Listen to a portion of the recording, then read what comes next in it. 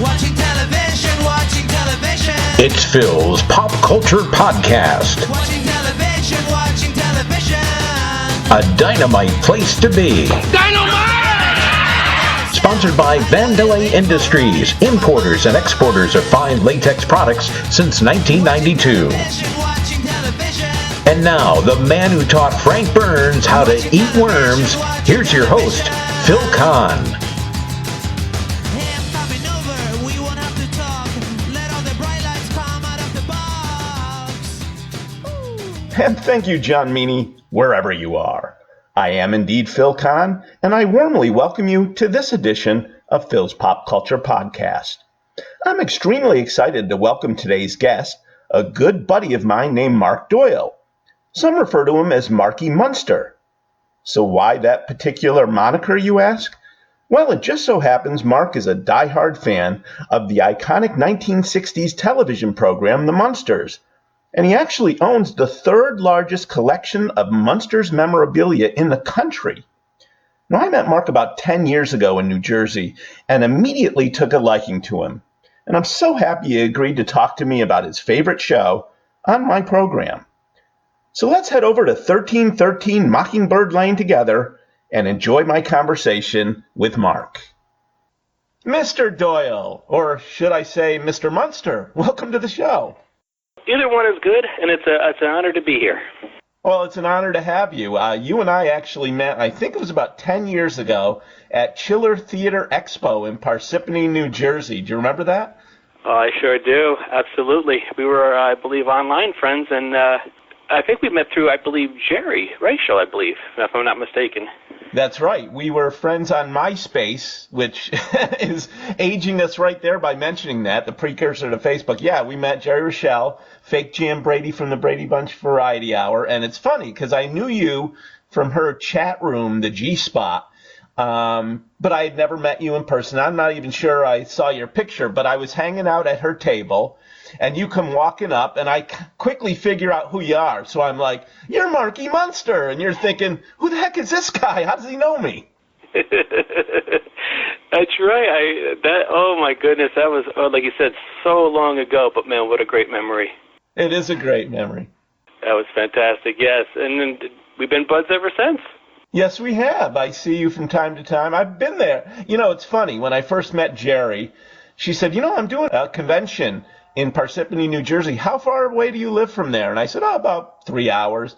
And she's like, you should come down. I'm doing Chiller Theater Expo. And I'm like, what's that? And she said, well, it's a horror movie convention. It's kind of like Comic-Con, but for horror movie fans. And I'm thinking, well, I'm not much of a horror movie guy, but yeah, I'll check it out. And I had such a blast with her and you and all the other people I met. I've gone back probably 10 times since then. That's amazing. I didn't know that was your first one. That's really cool. It was. You had been to other ones before that? Yeah, I think my first one, I believe, was in 1996. And I went with a couple of friends, and I had no idea. These guys were toy dealers. They were there to sell toys and, buy and sell and yada, yada, yada. Yeah. And so I'm walking around. I didn't know, I just thought it was just like a regular toy show, but I didn't know they had, like, guests, a celebrity guest. And I walk in one room, and there's my all-time favorite punk band, the Misfits. And I was excited and angry at the same time. I was excited because, hey, I finally get to meet my idols, the Misfits, but I was angry because I didn't have anything. I have tons of cool stuff for them to sign, but it's all home. Aww, but they came back again. I'm sure you've met them since then, haven't you? Oh, yeah, absolutely. I've had, many opportunities. Saw them tons of times in concerts, and they're really nice guys because they'll, hang out after the shows and stuff like that. So, yeah. So luckily for my sanity, I got to, got my stuff signed. Well, we certainly want to preserve your sanity, Mark. Now, now, obviously, my first question is going to be, why the Munsters? How'd you get turned on to them? How'd you become aware of the show? How did you become Marky Munster? Well, way back in 1966, the show went off the air. Yeah. But in the same year, I was born. Oh. So fast forward 5 years later, watching them on reruns, WPIX New York. I stumbled across it when I was, like I said, at kindergarten, 5 years old, and it just lit me up. I mean, the makeup and the cars, and it just was a kid's fantasy come true. Yeah. And so I always stayed faithful to the show, always watched it, always, reruns and stuff. And as I grew older, forward a few years, I was about 5th, 6th grade, it would be on at 9 o'clock in the morning, again, usually WPIX. And, 9 o'clock is when school started. Right. So there's a big conflict of interest. Don't tell me you skipped school to watch the Munsters. Don't tell me that. Sure did. I didn't skip school, but I went late a lot of days just so I could get my Munsters in. So let it not be said that I was a man of priorities, I like where your priorities are. And, I totally took advantage of, having a single-parent mom and, Yeah. So I totally took advantage of that. So, she would drive me in late, yada, yada, yada. So... Oh, that's great. And then, of course, as I got older, I'm sorry, a side note. Yeah. Growing up, my oldest brother, who used to watch the show when it was originally on, he was a fan, and he's like, he's 9 years older than me, so he was right at that nice age, elementary to watch the originals, and of course, that's when all the merchandising came out. Yeah. And so he would tell me horror stories about how he had the lunchbox and he'd play with it in the sandbox, and he had the Remco dolls and he gave him a haircut, and I was no, that sort of thing. I knew there was some merchandising out there, but it wasn't until I was about 20 or so and bought a book by Steve Cox, and and then I found out how crazy the merchandising was. So from that moment on, I'm like, okay, I got to have this stuff, So I was on the hunt. Now, I've asked you this before, I think. I said, hey, do you have what's considered like the world's largest collection of Munsters memorabilia? And I think at the time you told me that, well, I'm not sure. Maybe there are some other people that have just about as much. But can you answer that question for the listeners? I believe I have the actual third largest. There's a gentleman out in California and a gentleman in Pittsburgh. They have larger collections than I. And the difference, I think, between me and those two gentlemen is that they're definitely white-collar guys, and I'm definitely a blue-collar guy. Yeah. So, if I buy something very expensive, I have to make little sacrifices here and there, I don't know, lunch, the electric bill. Knowing your collection, you must not have eaten lunch for like the last 10 years. God, I wish that was so true because I'm so fat. How much money do you think you've spent over the years on Munsters memorabilia? Oh, my goodness. Did you put a figure on it? I got to pray the wife doesn't listen to this interview. Let me think. It's weird because just like 2 weeks ago, I was out with dinner with some friends, and they kind of they were ribbing me. They weren't asking as polite as you. Yeah. They were asking me the same question. And I ballpark it at, it's anywhere between 100,000, 200,000, maybe more, maybe, I never really tallied it up. It was just always, what's the word? You can't put a price on love, sort of thing. Well, your wife probably can now. Oh, my goodness, yeah. Well, she has her Michael Kors. I have my Munster, so, it's all good. No, it's all good. So, I can't believe it. I thought you were going to say maybe 20 or 30,000. So to say between 100 and 200,000, that is unbelievable. But that's really cool. One of the things I wanted to ask you, and we'll get into some of the celebrities from the show that you've met, but you have more than one of things, rather than one woof woof doll. I think you have like 5 or 6. Correct. Why do you decide to collect multiple items? I guess that's a really good question, because if I want to put like a Freudian spin on it, being a kid, obviously being a Batman fan, Yeah. I like all the other people, kids that grew up, had say like those I think they're called corgi. They're like Matchbox cars. Oh yeah. I'd have the Batmobile, little metal Batmobile, and the Batboat and stuff. And I'm, being a kid, of course, you lose things, and Sure. I'd lose it, and then it'd be bumming like, oh, Yeah. So my poor mom would have to go out and get me another one, But I don't know. Maybe it's that. Maybe it's I've always had like being a teenager and again dating ourselves, having a VCR. And like I don't know, have like a home, have something really like cool, and one copy of it on VHS, and of course like the tape would break or get caught up in the machine. All us older folks, we know that nightmare, and it's like, oh, but I would love to have this again. Yeah. Maybe that has something to do with it, or maybe I just go into the school of four's better than one. I don't know. No, that's okay. Yeah, just in case, 4 of your woof woofs go walking away, you'll still have the 5th one. Yeah, I can see that. Exactly. Now, who exactly, I know the answer to this, but I'm going to ask it for the benefit of the listeners. Who from the show have you met? I know, for example, you had a chance to meet Grandpa himself, Al Lewis, and you have a great picture of you with Al. Tell me about meeting Al, and did you meet him more than once, or was it just that one time? Oh, yeah, no, I've met Al several times. The first time was in 1989. Yep. Found out there was I forgot the name of the show, but it was on like late at night, and they did it was kind of like a Entertainment Tonight type of show. Maybe it was like a TMZ before its time. Okay. Anyway, but 1989, I saw on a late night TV show. They did an interview about Al and his restaurant, little 7-minute piece.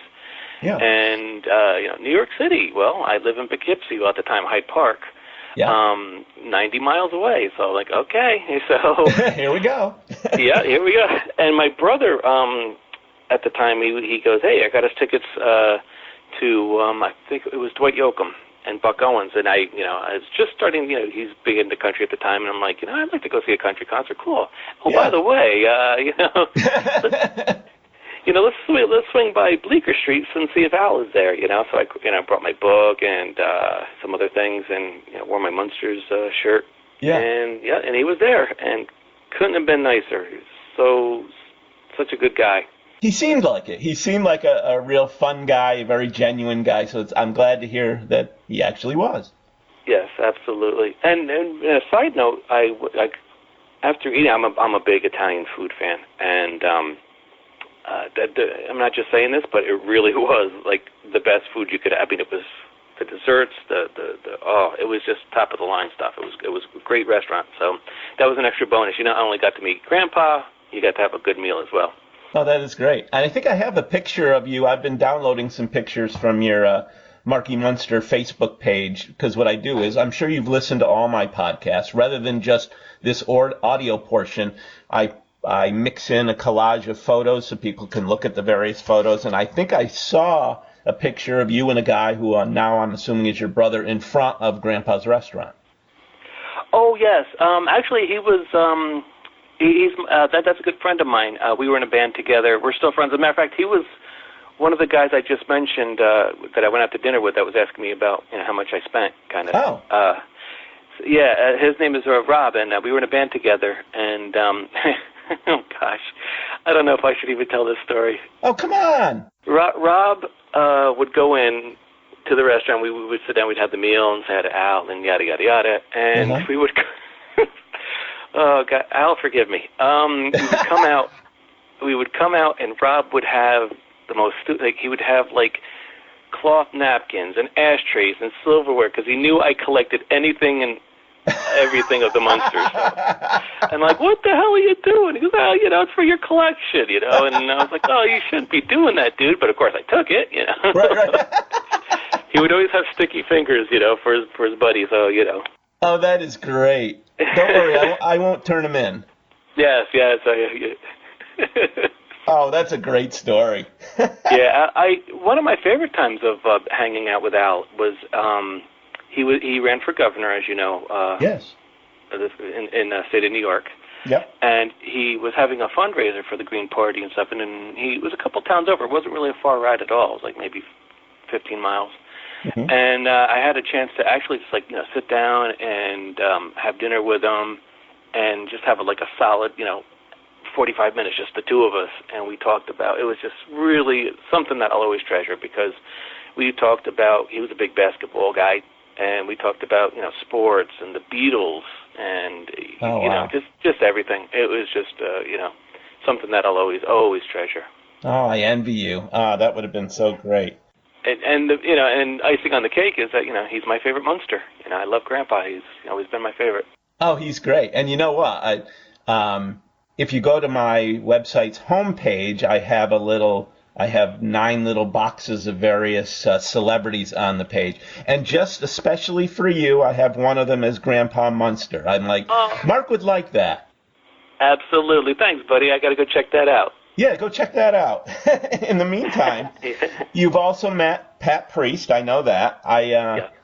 And you can, if you have some anecdotes about her, you can share them. But obviously, I've seen many, many pictures, and you've met Butch Patrick, who played Eddie Munster several times. I want you to tell me about your friendship with Butch. And actually, I think the coolest thing in the world is you actually got him to come to your home so he could check out your Munsters collection. That was very cool. Tell me all about that. Yeah, originally I met Butch back in the early 90s. I would take out this advertisement for, Munsters, Munsters Wanted, yada, yada, yada. Mm-hmm. And a gentleman answered the ad, and he had an old radio interview that he did with Butch and so forth, and we were talking on the phone. He goes, "Oh yeah, by the way, Butch is going to be at this club, function that I'm promoting. And it's August 2nd. It's his birthday." Yeah. And I'm like, "Oh, I'm there," because again, it was not too far, maybe 70 miles from where I lived. And went down and met Butch on his birthday, and at this club. It was really cool. Real good time. And ever since then, I've seen him, I would, go to all these, functions that he was at. If he was ever in the tri-state area, I would always make sure I went and said hi to him and everything. Sure. And flash forward, he wrote a book a couple years back, and it was a very fan-based book. It kind of people who were collectors or people that, just had a general interest. And, of course, it was about the show and episodes and so forth. Sure. And he was looking for, some rare images and, so forth, for the book. And not to brag, but I have over 1,000 8x10 photos of the Munsters. And so... That's not bragging. That's just telling the truth. Yeah, so you could say I was able to help the guy out. So the co-producer of the book, a gentleman by the name of Rich Maurizio, another guy I'm friends with, was coming over and going to look at the photos. And he goes, "Oh, by the way," he goes, "Butch is going to be here to check things out. We're going to stop by." Yeah. And I'm like, okay. Great. So, we made the arrangement, when Butch was in town, he came over, and it was cool because he put up a video on his Facebook page, and we hung out, and then we went out to a nice Mexican lunch just down the street from me. There's a nice Mexican restaurant, and it was a real nice day. Just hanging out and talking about the book and looking at stuff and showing him the photos. He had great stories, oh, this one with me and George Barris. I remember this was taken, over by, and it was in Oakland somewhere, and there was a crowd over here, but you can't see them, and that's the type of stories. It was really cool. Oh, that must have been exciting for you to hear all the little anecdotes. Seventh Heaven. I bet you were. Now, at the top of the show, I mentioned that you and I had met at Chiller Theater Expo. One thing I find really amusing is that they have a whole variety of guests, not just from, horror movies, but all types of celebrities. But the funny thing is, you love it if those celebrities happen to have some kind of Munsters connection. Like, for example, I remember one year there was Gavin MacLeod from The Love Boat, and the Mary Tyler Moore Show was there. And you're like, he appeared on the Munsters, and you got him to autograph, I think, one of your Munsters books. It's funny. I'm sure I'm guessing you were perhaps the only person in the crowd that, brought up the Munsters to him while everybody else was talking about his other stuff. I just find that amusing. Yes, that's funny you mentioned that. The book I had just mentioned about by Steve Kahn, that was the. Ever since then, I had Al sign it, and ever since then I treat it kind of like a yearbook, like high school yearbooks when you pass it around. Hey, sign my yearbook, I treat it like that. So I get everybody associated with that, with the Munsters on it, like guest stars, and there's a couple of pages in the book that have the Addams Family in it. So when I meet members of the Addams Family, I have them sign that section of the book. It's pretty cool. But I gave him the book, and he has the same response as other celebrities. Because I hand them the book, and they're like, I was in the Munsters, and I'm like, yeah, that's why I'm giving you the book to sign. I gave it to Felix. I could never. Felix Silla. Thank you. Who played Cousin It on the Addams Family, and he takes it and he looks up at me, and he goes, "This is the wrong show." And I'm like, no, Felix, turn to page, 57. And he flips it and he goes, oh, okay, and then he signs it, Wrong show. So who else have you gotten? What other Munsters-related celebrities and guest stars have you gotten to sign the book? Well, there's a section of the Munsters today that's in the book. And so I've met Lee Merriweather several times, John Shuck, who's a real good guy. I had him sign it. Jason Marsden, I think, who played Eddie. And the one that means the most is Hilary Van Dyke, who's a dear friend of mine, who played Marilyn. And I actually went to California, and we had dinner, and she signed a bunch of stuff. I mean, it's weird because we're friends, but yeah, I'm such a fanboy. And I'm like, well, I got this stuff for you to sign. But she's so sweet, and so she signed something really sentimental in the book, and it was, But let's see. I'll tell you the one that. There's two interesting stories. I met George Barris when I was out visiting Hillary, so of course I made a pilgrimage to Barris's garage, and he signed it, but unfortunately, it was like at the end of his life, and I had him. I also have a Adam West Batman book that I do the same thing. I try to get as many signatures in as well. So he signed the Batman book next to the Batmobile, and then he signed the Munsters book second, and he was kind of, was asking me like, okay, Marky Munster, and M-A-R-K, and I spelled it out, and he only signed to Marky Munster. He actually didn't sign his name. So so when I got back to the hotel, I'm looking at it, and I'm like, oh no, but God bless him, he was, I think he passed away less than a month away, later than that.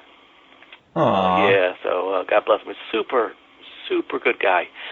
And the one that really got away was Frank Gorshin. The Riddler. Yes, he played, of course, on Munsters. He was Fair Deal Dan. Yes. And I was, again, talk about a nice guy. I took his picture, but I didn't get a picture with him, which kind of haunts me to this day. And I had him sign my Batman book, which was cool. Totally. I don't know what the hell I was thinking. Totally forgot about my Munsters book. On the trip home, I'm with my buddy Eric. We're driving home from the event, and I'm like, son of a, I forgot my. And then I thought even deeper to torture myself is I have 8x10 photo of him and Pat Priest, a real nice shot of them together. And then I'm thinking, I could have had him sign it, and then I could have easily got her to sign it. Oh, you dummy. Totally cursing myself out on the way back, but it's all good, live and learn. For a rookie mistake like that, I think we need to strip you of your title as Marky Munster. Oh, my God, and I would deserve it. But in my defense, it was early in my career. It was the early 90s. I've learned from my mistake. Hey, we've all been there. So what is your favorite piece of Munsters memorabilia? What's your favorite item? And what's something that you don't have, which I'm sure it's nothing, but what's something you don't have that you wish you'd had? That you wish you'd had? Well, there's there are a few things I would love to have. There's some things that are even folklore, like you only see them in old Sears catalogs or Montgomery Ward's catalogs. There's a Target game that was really cool. There's a Herman Munster kite, which obviously there wouldn't be too many of them around. Kids would use them up, and they'd get probably torn up and tossed in the garbage. Sure. Stuff like that. There's still a few items from the 60s that I would love to have. Awesome. So what's your favorite item? Oh, boy.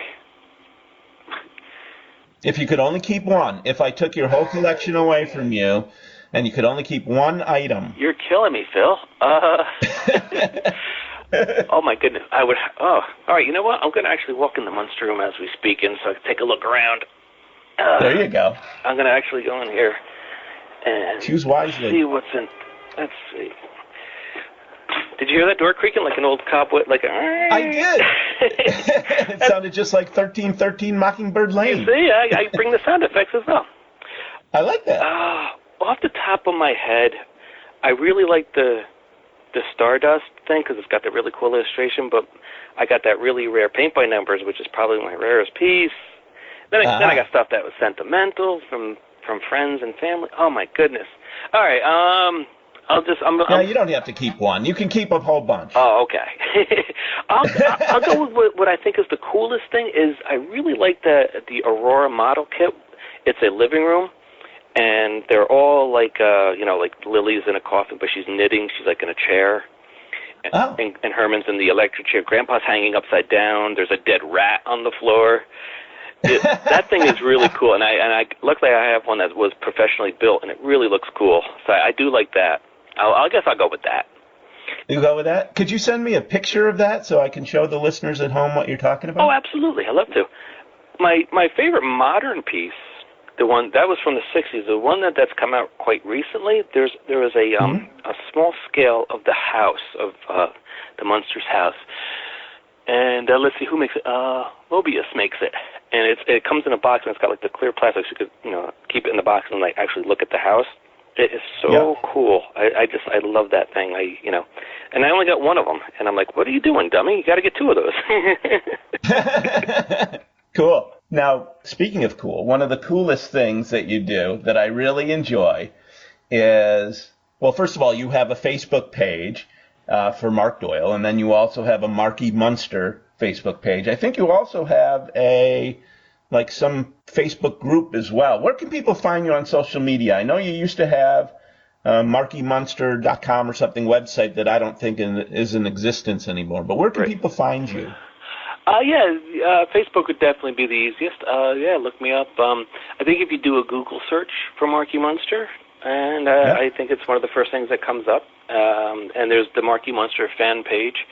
Not a fan page of me. I should say it's Marky Munsters fan page. There you go. So that sounded egotistical, huh? Well, a page dedicated just to you. I know. As much as I would love that, I think my wife would probably puke. But poor Rosa. Let's say I just put. It comes up. Marky Munster's fan page. If you Google me, all these things will come up. But it's basically, like you said, Facebook, which is an incredible website that just the friends that you find that you forgot haven't even talked to in years, and the celebrities. Facebook has just been an amazing experience. Oh, it has been. That's how I've gotten a lot of my guests, including you. And it just hit me, by the way, on my website, philspopcast.com, under the Visit My Friends tab, I forgot that I have a link to your Facebook page. So rather than Googling it, listeners, if you're listening in and want to check out all the really cool photos and memorabilia and stuff on Mark's page, just click that link. Awesome. See, if there's a free plug for you. You've been very kind to me over the years, Phil, and I just want to thank you so much. And you have a wonderful show, and it's really, really nice to be here. Oh, it's really nice to have you. And one thing, well, I'll close on this one. One of the things that I really love that you do, speaking of Facebook, is that when you approve of something that somebody posts on your wall, you'll give it the Marky Munster seal of approval. That's like An honor. I love it. I get it and it's like, yes, I have been accepted by Marky Munster. Well, thank you, sir. Those photoshops and those kind of things is a result of a man has a little bit too much time on his hands sometimes. No, it's all good. Yeah, I'm right there with you. I like to geek out, if I may say so. Not to call you a geek, of course. No, I am. I wear it with pride. Well, on that note, I want to thank you again for being on the show, Mark, or should I say Mr. Munster? Or which one are you? You're kind of like Dr. Jekyll and Mr. Hyde. Should I call you Mr. Doyle or Mr. Munster or both? Phil, you can call me anything you want, but it's funny because the whole Marky Munster thing really did take on a life of its own. It was given to me again by not the one that was in the picture, not the drummer, but another guy in my band gave me that monocle, and it really has taken on. And like I'll go up to celebrities or people I've never even met but they know me through Facebook or whatever, and it's not hey Mark. It's Marky Munster. It's amazing. Yeah. It's amazing. And of course, I love it. I absolutely love it. So. And that's how you and I met. Is that it was the same exact thing. It's like, hey, it's Marky Munster. It was very cool, and I'm so glad that we had not only a chance to meet back then, but that we've forged a friendship. And I always love running into you at Chiller, and I'm so happy you agreed to do this show. It was a lot of fun, Mark. It was very fun for me too, Phil. Thanks again for having me. I'd like to thank today's guest, Mark Doyle, a.k.a. Marky Munster. Mark, it was great fun talking to you. And listen, pal, there's so many cool things you've done and seen and collected over the years. And I know you mentioned in the interview there are many things you wished you had done, like met Yvonne DiCarlo or owned a Herman Munster kite. But listen, it's all good. Anyway, what good is it crying over spilled blood?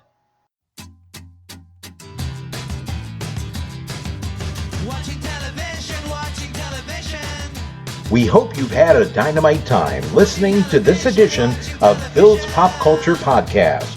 Join us again next time for another stroll down memory lane. Until then, let's be careful out there. Watching television.